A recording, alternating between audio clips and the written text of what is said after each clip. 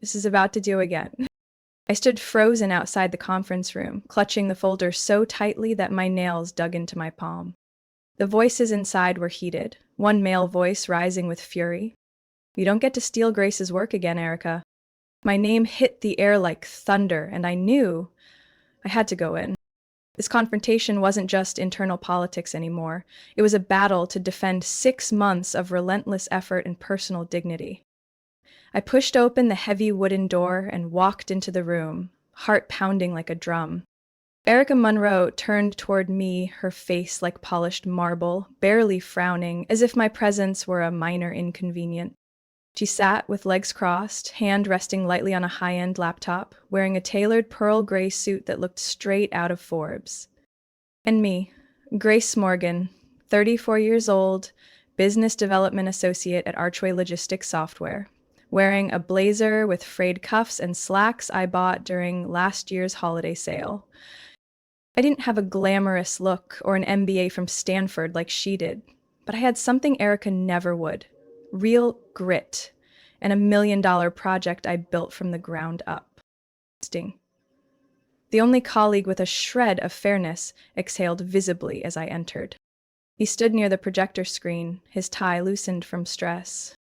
Grace, tell us, who created the pitch for Transcore Freight? I looked Erica dead in the eye.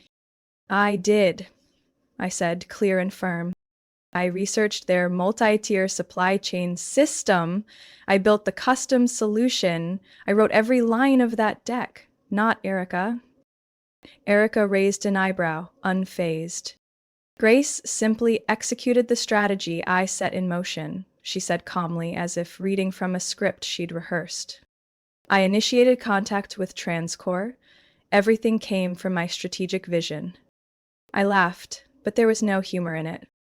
You mean 4 disjointed Zoom calls and 1 failed lunch? I tilted my head, eyes locked on hers. You couldn't even get the CEO's name right in your first email. I had to correct it to keep them on board. Dean nodded and turned to the open presentation. Every slide bore my mark, from the branded color scheme to the custom logistics flowchart. Not one detail came from Erica. You don't get to bluff your way through this, I said, stepping closer to the table. I worked 6 straight months, early mornings, late nights, weekends, while you left at 5, never once attending a technical review or a negotiation. The air in the room was thick. Erica's jaw clenched, a flicker of anger behind her forced smile. Dean looked at me, then at Erica. I'll be informing leadership that Grace led this project. We can't keep allowing credit to be taken so publicly. Erica said nothing. She snapped her laptop shut, stood, adjusted her skirt, and left the room without a word. But I knew it wasn't over. She wouldn't let this go. I stood there for a moment, heart still racing, before turning to Dean. Thank you for standing up for the truth, I whispered. He shook his head.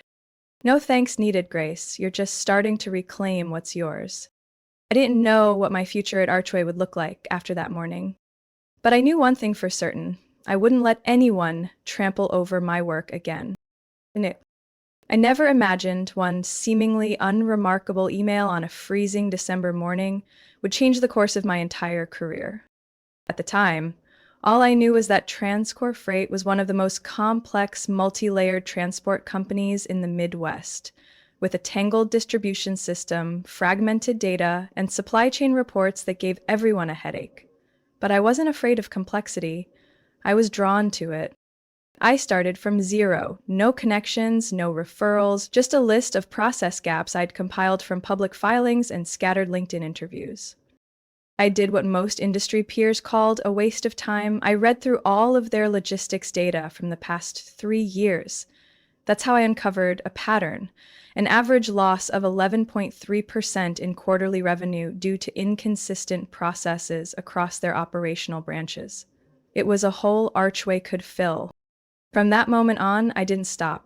The first 6 months, I only got a few polite email replies from their procurement team. In month 7, I sent the first proposal, rejected within 48 hours, but I didn't give up. I refined it, restructured it, tailored every sentence to target each crack in their system. Then in month 9, I got a call I'll never forget. Grace Morgan, this is Heather Parker, assistant to Miss Abigail Wells, CEO of TransCore. Miss Wells would like to meet with you in Detroit to discuss your proposal. Can you fly in next week? I really choked up. I had chased this account for 9 months. Now I had a seat at the table. The first meeting was a mental endurance test. Abigail Wells was the kind of woman who could silence a room with one glance. She didn't talk much, just listened as I presented for almost 30 minutes. At the end, she stood up, shook my hand, and said, "You're the first person who didn't open with a slide about your company. I like that." That was the starting point. Since then, I'd flown to Detroit 4 times, had 37 meetings, and exchanged over 100 emails detailing rollout plans, technical specs, and implementation steps with their team. I worked so much that my alarm now rings at 4:45, even when it doesn't have to. I became a familiar name to every department head at TransCore. I knew the VP of Operations kid's birthday, and that their data analyst lead preferred mint tea. Not to impress them, but because I cared. I wanted to understand them inside and out, so my solution wouldn't just be software, it would be a living fix. Then, last week, I got the final call from Miss Wells. "Grace," she said, "I want you in the room for the contract signing next week. Total value is $42 million over 5 years with renewal options. Don't let anyone else take that spot." I nearly cried. Not for the number, but because a full year of quiet struggle was finally seen. I sat alone in my small office, screen glow reflecting off my glasses, feeling both relief and dread, because I knew Erica wouldn't sit quietly. She still thought she could claim everything I built, and I knew she'd started convincing leadership that she had more experience handling enterprise clients. I heard whispers she was preparing to replace me at the signing. I wasn't surprised. But what Erica didn't know was this: I had something she would never have. Abigail Wells's trust. And if she wanted to take this deal, she would have to go through me. I stepped into the 14th floor conference room, still holding a cup of hot coffee, completely unaware that everything I had built over the past year was about to be stolen right in front of the entire executive team. Jonathan Rhodes, the CEO of Archway, sat at the head of the glossy long table, fingers interlocked, his cheek twitching slightly as if he were hiding something uncomfortable. To his right sat Erica, lips painted a deep red, her hand resting on a thick binder. Almost certainly the summary of the TransCore project I had spent months constructing. I scanned the rest of the chairs, matching gray moose suits, coordinated ties, unreadable expressions. I was the only one in a discount rack blazer, the only one without a shiny MBA from an Ivy League school. Jonathan nodded slightly as I took my seat. "Grace, thank you for being on time." I gave a faint smile. "Yes, I was told this is the final prep before the signing ceremony with TransCore." Erica tilted her head, eyes gleaming with smug satisfaction. "That's right," she jumped in before Jonathan. "We just reviewed the entire plan, but there are a few changes to account for responsibility the board would like to discuss with you." I set my coffee down, my hands starting to go cold. "What changes?" Jonathan exhaled slowly, his gaze drifting. "We've taken into account the strategic and image factors Archway wants to project in high-profile deals. While your contributions to the TransCore project are undeniable, as we enter the formal signing and implementation phase, we'd like to shift the lead coordinator role to Erica." The room suddenly felt like it was out of air. I sat motionless for a few seconds, trying to process what I'd just heard. "What do you mean?" I asked, my voice low but sharp. "I worked with TransCore from day one. Ms. Wells called me personally, not Erica." Jonathan adjusted his glasses, blinking repeatedly. "We understand, but for deals of this size, image matters. Erica has experience with Fortune 500 clients. She also has an MBA from Columbia, which helps reassure our partners." I laughed, but there was no humor in the sound. "You're saying my economics degree from Ohio State isn't flashy enough for a $42 million deal?" And no one answered. I turned to Erica. Do you even know TransCore's distribution system uses a three-tier storage model? Have you flown into Detroit during a snowstorm to sit with their IT department and explain fragmented data? Have you ever written a 78-page technical proposal from scratch? Erica smiled, the smile of someone who thought they'd already won. Grace, we're a team. You laid great groundwork. Now it's time to elevate the process. Jonathan cut in, trying to sound gentle. We'll acknowledge your contributions in the report, and of course you'll remain involved as part of the logistical support team. Logistical support? I clenched my hands under the table to stop myself from slamming the surface. I'm not the coffee runner. I'm the reason TransCore is at the signing table. And you're pushing me aside because I don't have a fancy degree on the wall? No one replied. Their silence was the answer. I stood up, slowly and deliberately. You can change the face in the room, but don't think TransCore won't notice. Erica looked at me with thinly veiled contempt. They won't care, as long as the deal gets signed and the software runs on time. I leaned forward over the table, speaking clearly so every person could hear me. You're all underestimating the most important thing I have. Trust. Well, I walked out of the room without looking back. I knew every eye followed me. Not out of regret, but worry. They knew they had just risked everything to protect their own bias. I hit the elevator button. My hand trembled, not from fear, but fury. One thought echoed in my head as the doors closed. They thought I was just the back-end person. They had no idea they just removed the one element that gave that contract its value. 3 days after that disastrous meeting, I received an email from Jonathan's assistant. The subject line was suspiciously short: internal meeting, high priority. That morning, the Cincinnati sky was as gray as my mood. I knew something was wrong from how the email was sent. With no one copied, no Erica, no legal, just me and Jonathan. The location? The 16th floor conference room, reserved for strategic vision meetings. Or terminations. I arrived on time. The door was already slightly open, a cold hallmark of this company. Inside, Jonathan sat with Miss Carlson, the head of HR, whom I'd only met twice in my 6 years at Archway. A thick cream envelope sat squarely in front of the empty chair across from them. I sat down, eyes locked on Jonathan. He offered a strained smile. Thank you for coming, Grace. No need for the pleasantries, I said, voice flat and cool. I know what this is. Jonathan hesitated a beat, then... So, if any of you listeners have either entered or joined this firm, we're ready to start actively managing 2 issues. Archway is entering a restructuring phase in preparation for long-term strategy with enterprise clients. After thorough review, the leadership team has decided to streamline the business development department. I cut him off right before we signed the largest deal in company history.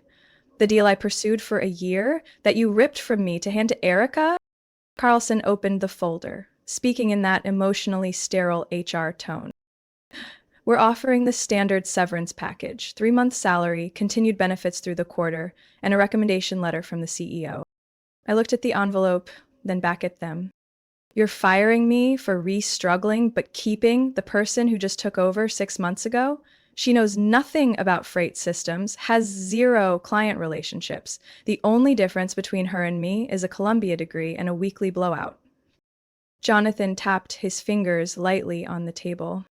Grace, I know you're upset, but this was a carefully considered decision. We appreciate everything you've done. No, you value optics more than contributions, I snapped. I'm the only one on the team who never took a sick day. I worked unpaid overtime dozens of times, and you're tossing me out like obsolete hardware? 3 days before collecting a contract worth over $40 million. No one argued. They didn't have to. I stood, grabbed the envelope, and pushed the chair back firmly. I'll leave today. But you'd better prepare an explanation for TransCore when I'm not in that signing room. Jonathan looked down at the table. Carlson stayed silent. I walked out of the conference room, each step heavy but steady. Humiliation burst in my chest, but I clenched my jaw, refusing to let a single tear fall. My office was on the ninth floor, a small corner that had witnessed hundreds of mornings with cold coffee and looming deadlines. Now it felt like an abandoned crime scene. I packed my things in silence. Only Philip, the one colleague who still had a sense of humanity, stepped in, eyes wide in disbelief. Grace, no way. What did they do? I handed him the envelope instead of answering. His eyes widened. Unbelievable. You were this close to closing TransCore. How could they? Because I didn't go to Harvard, and because I don't drink wine with the board every Friday night, I scoffed. Philip looked at me, then lowered his voice. Erica's behind this, isn't she? I didn't answer. I just said, if TransCore finds out I'm not at that signing table, everything will shift. And when it does, I want them to be the ones explaining. I folded my bachelor's degree from Ohio University, placed it into a cardboard box along with a few photos and a worn-out notebook. No regrets, no collapse, only resolve. Before leaving the Archway building, I turned for one last look. 6 years of my life, 6 years of dedication. Now I was just a stranger, but they would soon understand the price of cutting me out. And when that moment came, I'd be the only one not surprised. Monday morning, exactly 9 o'clock, while I was sitting on my old couch in my small apartment, sipping coffee in a silver-gray tracksuit, a tremor was starting to shake the 16th floor of Archway's headquarters. I wasn't there, but I could picture every detail. Ms. Abigail Wells, CEO of TransCore Freight, arrived 15 minutes early. She wore a dark charcoal suit, her platinum hair pulled back into a tight bun, sharp eyes scanning the room like she was auditing an unbalanced report. Erica, with her usual smug poise, stood up and smiled, her voice trying hard to sound warm. Ems, Wells, lovely to see you again. Would you like some coffee or tea? Abigail didn't respond right away. She looked around the room and asked, her voice cold enough to raise goosebumps. Where's Grace? Erica froze, her smile frozen in place like someone hit pause. Ah, about that, she began, but Abigail raised a hand to cut her off. Don't spin it. I'll ask again. Where is Grace Morgan? Jonathan entered just then, grasping the situation in an instant. He adjusted his tone. I'm terribly sorry, Miss Wells. Due to some internal changes, Ms. Grace is no longer with Archway. However, our team, now led by Erica, is fully prepared to handle project implementation. The air in the room instantly thickened. Abigail inhaled slowly, then gently set her leather briefcase on the table. She unzipped it, took out the contract folder, and placed it in front of Jonathan like she was laying down a block of dynamite. I made it very clear during our last meeting. Without Grace, TransCore will not sign anything with Archway. Jonathan forced a smile, trying to regain CEO composure. I believe you'll see that our current team's technical abilities are... No, Abigail cut in, her eyes flashing. I don't care about Ivy League degrees or internal titles. I care about the person who's worked with me for nearly a year, who understands our system inside and out, who I trust completely. The room went dead silent. Erica's face flushed red, though she tried to stay composed. I understand you're caught off guard, Miss Wells, but we assure continuity and quality. I've worked with many enterprise clients. You don't even understand how our third-tier distribution network operates, Abigail said, her voice slicing through the air. You're the one who emailed our CFO and addressed him as Mr. Daniel instead of Danielle, and now you expect me to believe you can lead this project? Erica went pale, unable to reply. Jonathan tried to salvage the situation. Perhaps we can find a middle ground. Maybe bring Grace back as a project consultant? Abigail stood up. No need. I'll reach out if we choose to resume negotiations. For now, please consider this contract indefinitely suspended. And with that, she turned and walked out of the room. I got a call from Philip at 10:18 in the morning. His name flashed on the screen, and I knew instantly it had happened. Cabal, Grace, his voice came through, rapid and urgent. You won't believe what just happened. Abigail showed up, asked straight where you were, and when they said you were no longer with the company, she lost it. shut down every excuse from Jonathan and Erica, declared she'd pull the contract unless you're on the project team. I didn't answer right away. I just closed my eyes, inhaled deeply, letting the emotions surge and then settle. So what now? I asked, still holding my coffee cup, the bitterness slowly dissolving on my tongue. Erica's panicking. Jonathan just got summoned to an emergency meeting. The whole place feels like it's under siege. You lit the match, Grace.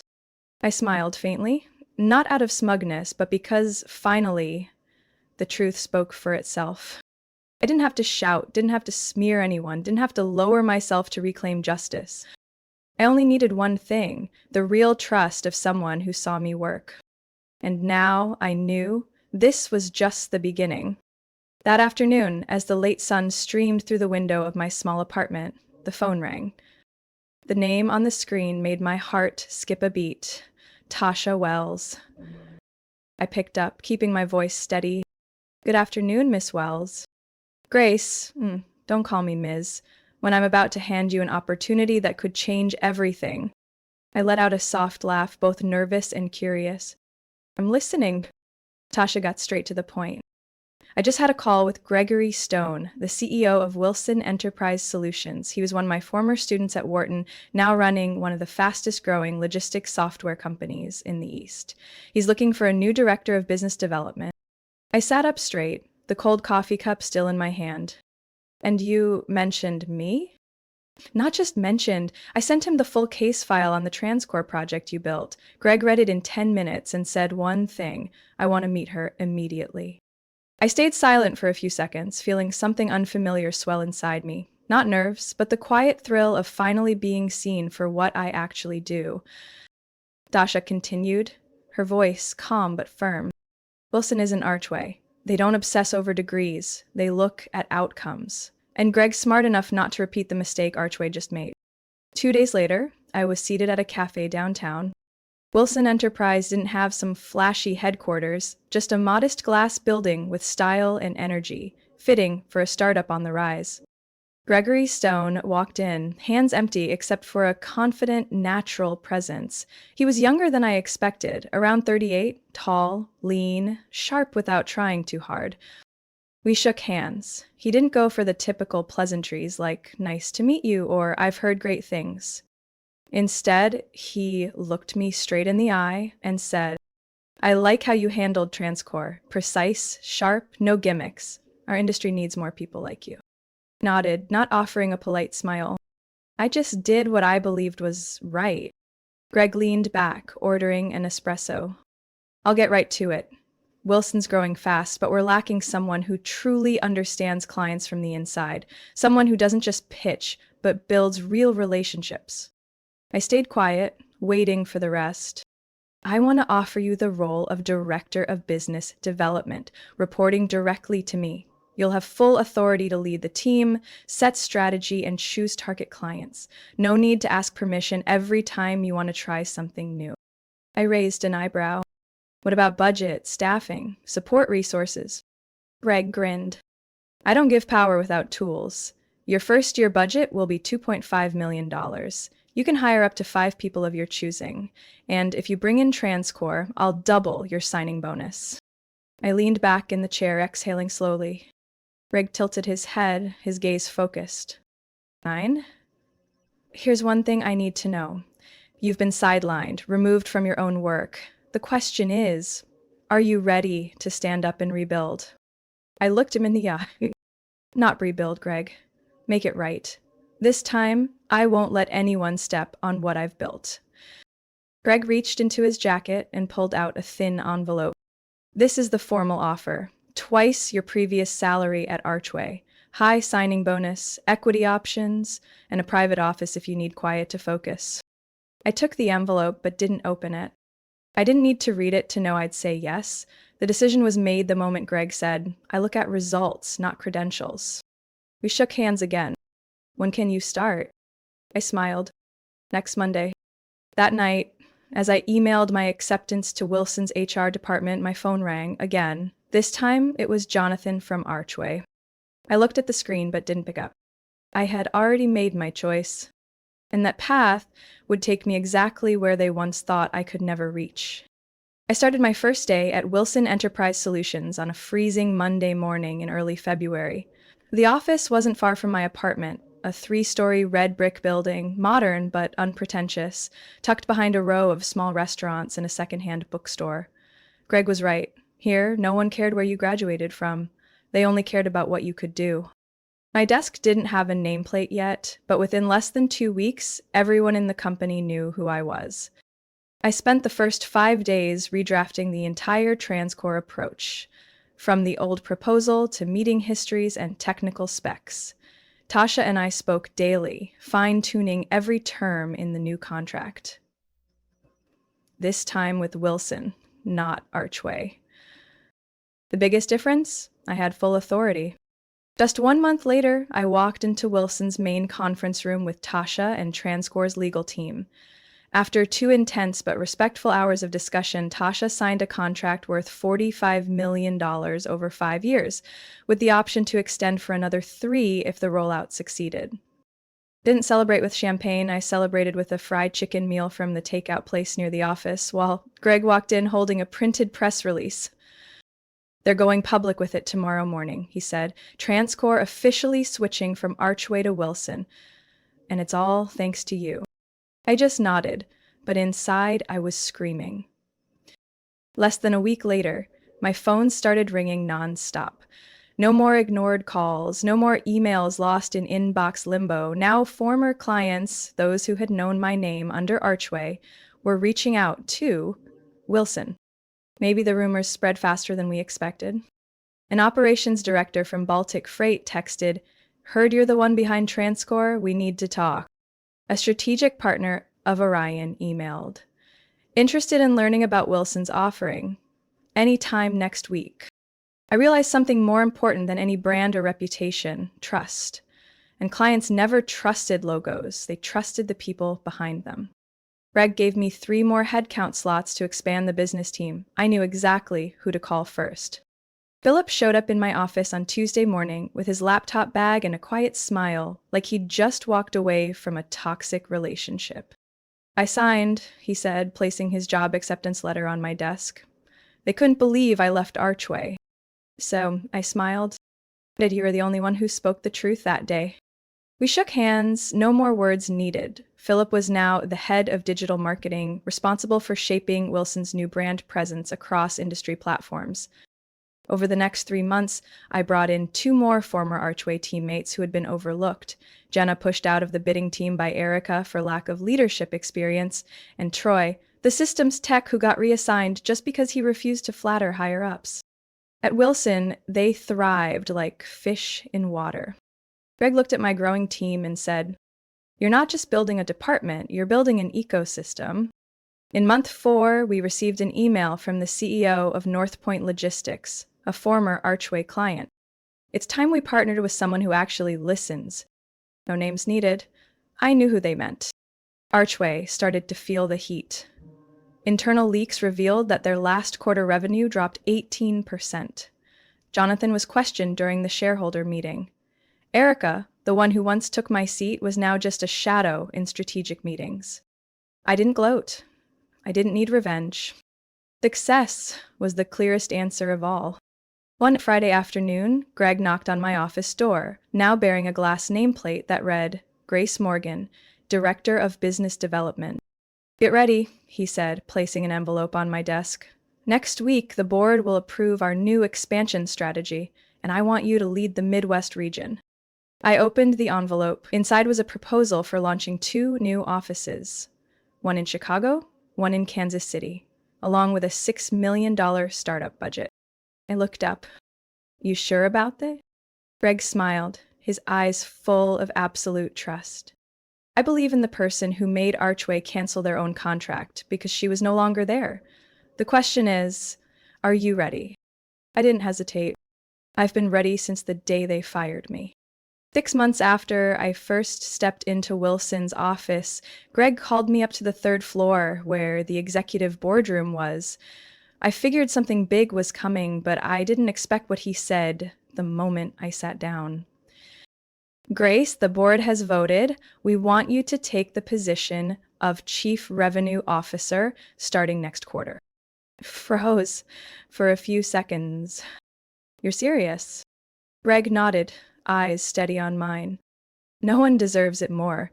You didn't just bring in TransCore, you changed the way this company handles client relationships, attracts talent, and expanded our market share faster than anyone expected.